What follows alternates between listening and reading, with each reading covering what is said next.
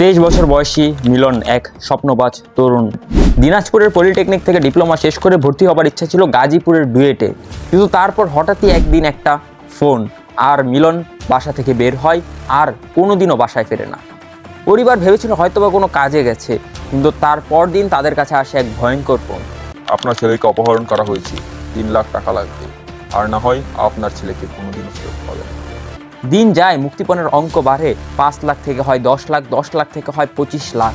অবশ্যই পরিবার নিজের জমি বিক্রি করে সেই 25 লাখ টাকা দেয় এক অভিনব কায়দায়। তারপর তারা তার ছেলেকে ফেরত পায়, কিন্তু সেফটি ট্যাঙ্কের ভেতরে পচে গলে যাওয়া অবস্থায়।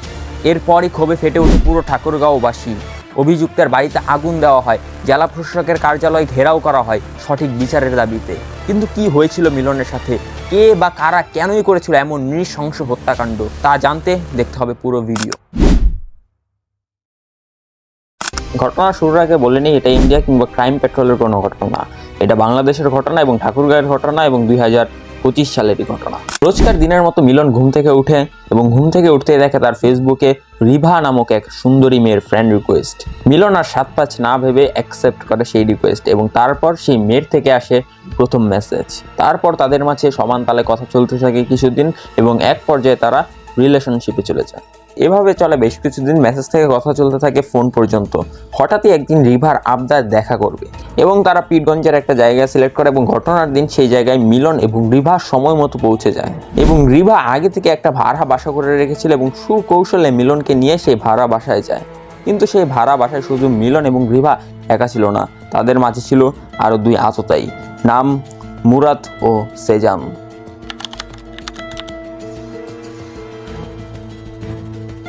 পরদিন মিলনের বাসায় অপরিচিত নাম্বার থেকে একটা ফোন আসে এবং বলে তাদের ছেলেকে অপহরণ করা হয়েছে, মুক্তিপণ হিসেবে 3 লাখ টাকা দাবি করে। মিলনের পরিবার কিছুটা সম্ভ্রান্ত পরিবার ছিল, তাই তারা রাজিও হয়ে যায়, যেটা ছিল আরেক বড় ভুল।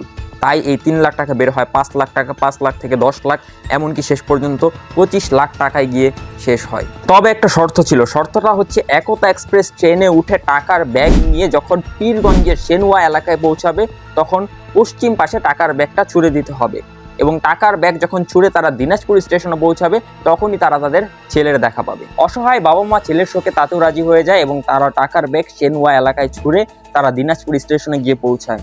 কিন্তু সেখানে সারা রাত অপেক্ষা করেও তার ছেলের দেখা মেলেনি। সাধারণত অপহরণের কেসে কি হয়, যে মুক্তিপণ দিলেই ভিকটিমকে ছেড়ে দেয়, কিন্তু এখানে তারা কেন দিনাজপুর স্টেশনে গিয়েও মিলনকে পেল না? তো এর কারণ হিসেবে জানতে হবে আমাদের সেই পজ করা জায়গায় আবার যেতে হবে। যখন রিভা এবং মিলন সেই ভাড়া বাসায় প্রবেশ করে, ভাড়া বাসায় প্রবেশের 2 থেকে 3 মিনিটের মাথায় একটা মাফলার দিয়ে রিভা, সেজান ও মুরাদ মিলনকে শ্বাসরোধ করে হত্যা করে, এবং হত্যার পর মৃত মিলনকে সেজান এবং মুরাদ বাইকের মাঝে বসিয়ে 30 কিলোমিটার রাস্তা ঘুরিয়ে সেজানের বাসার পেছনের সেফটি ট্যাঙ্কে তাকে পুঁতে রাখে। তারা ভেবেছিল পরিত্যক্ত সেই সেফটি ট্যাঙ্কে রাখলেই লাশের গন্ধ কেউ পাবে না, লাশের কেউ খোঁজ পাবে না, তাই তারা আইনের হাত থেকে বেঁচে যাবে। কিন্তু চোরের 10 দিন, গৃহস্থের 1 দিন। সেই রাত দিনাজপুর স্টেশনে মিলনকে না পেয়ে পরদিনই মিলনের পরিবার থানায় গিয়ে একটা জিডি করে, এবং তারপর থেকেই শুরু হয় পুলিশের তল্লাশি। যেহেতু অপহরণকারীর নাম্বার ছিল, রিভার ফেসবুক আইডি ছিল, তাই পুলিশের এতটা বেগ পেতে হয়নি তাদের খুঁজে বের করার জন্য। তথ্য এবং যোগাযোগ প্রযুক্তির সহায়তায় খুব সহজেই সেজান এবং মুরাদকে প্রথমে গ্রেফতার করে। প্রথমে পুলিশ ভেবেছিল যে রিভা চরিত্রটা শুধুই কাল্পনিক, কিন্তু তারপর তারা রিমাইন্ডে নিয়ে জানতে পারে যে রিভা সত্যি ছিল, এবং রিভা হচ্ছে সেই সেজানের ভাগ্নি। এবং তারপরের ঘটনা আমাদের সকলেরই জানা। এখন প্রশ্ন হচ্ছে, অপহরণ করার জন্য তো অনেকেই ছিল, শুধুমাত্র কেনই মিলনকে টার্গেট করা হয়েছিল?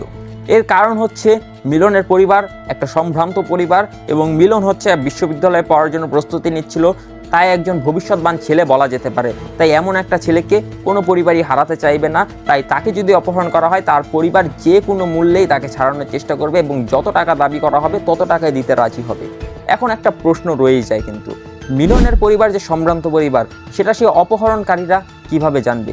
এবং এখানেই হচ্ছে ঘটনার মেইন এবং সব থেকে বড় টুইস্টটা রয়ে যায়। সেই অপহরণকারী সেজান ও মুরাদ হচ্ছে মিলনের বন্ধু। তাই তারা ভেবেছিল যেহেতু মিলন তার বন্ধু সেজান এবং মুরাদকে দেখে নিয়েছে, রিভাকে দেখে নিয়েছে, তাদের ভাড়া বাসার পরিচয় জেনে গিয়েছে, তাই তাকে যদি ছেড়ে দেয় তাহলে তাদেরই বিপদ। তাই তারা আর তাকে জীবিত ফেরত দেয়নি, এবং বর্তমানে তারা 3 জনই আইনের আওতায় রয়েছে, এবং তাদের সঠিক বিচার দাবি করছে পুরো বাংলাদেশ। আসলে আমাদের চারপাশের বাহিরে আমরা যাকে দেখি, বন্ধু বান্ধব, ভাই ব্রাদার, যাদেরকেই দেখি তারা কিন্তু সকলে বাইরে থেকে আমরা যেমনটা দেখি তেমনটা নাও হতে পারে। তাদের ভেতরে থাকতে পারে এক ভয়ানক আত্মা। তাই কাউকে বিশ্বাস করার আগে অন্তত 3 বার ভেবে নেবেন। ধন্যবাদ।